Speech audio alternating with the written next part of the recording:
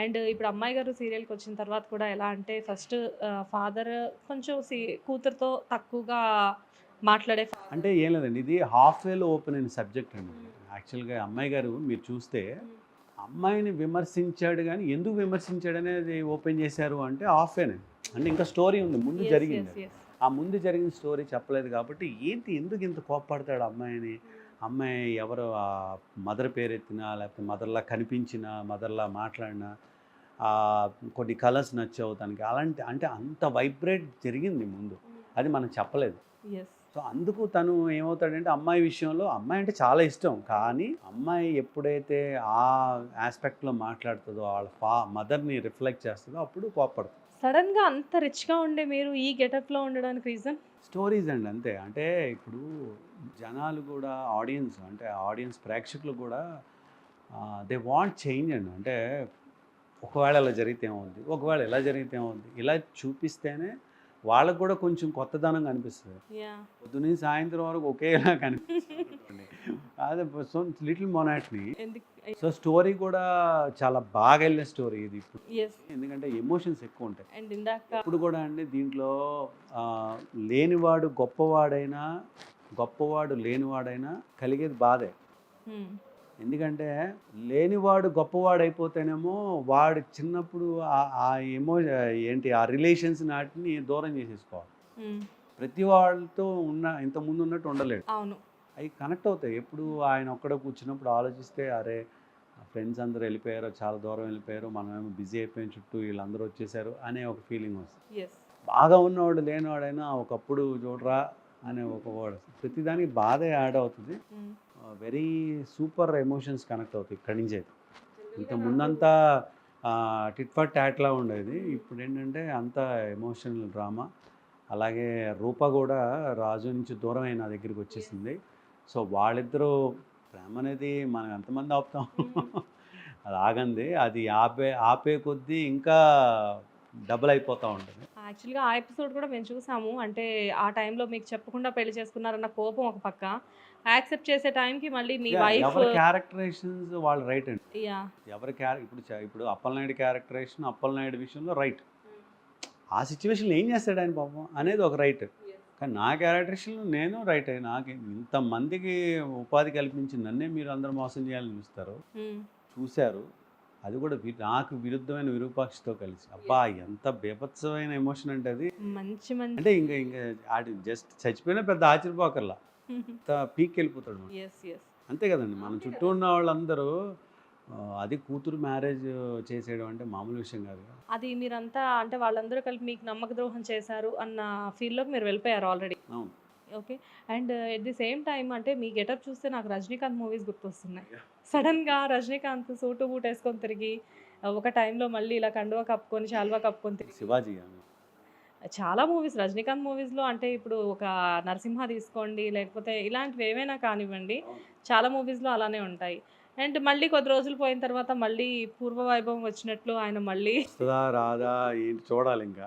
I don't know the stories అంటే ఎలా ఉంటాయండి జర్నీలోనే వస్తా ఉంటాయండి సబ్జెక్ట్స్ ఎప్పుడు. బట్ మేము కూడా ఎంజాయ్ చేస్తాం సార్. ఎందుకంటే రెగ్యులర్‌గా చూసే సీరియల్‌లో కొన్ని ట్విస్ట్‌లనేవి వచ్చినప్పుడు ఆటోమేటిక్‌గా మేము ఎంజాయ్ చేయడానికే కదా మీరు ఇంత ఎంటర్‌టైన్ చేస్తూ ఉంటారు.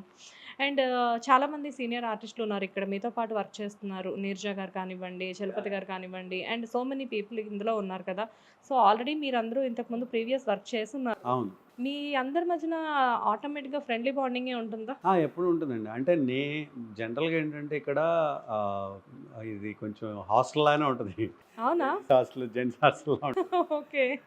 వాళ్ళ సెపరేట్ వాళ్ళు ఓన్లీ మేము ఎప్పుడైతే ఈ సీక్వెన్స్ చేస్తామో అప్పుడే అందరం కలుస్తాము.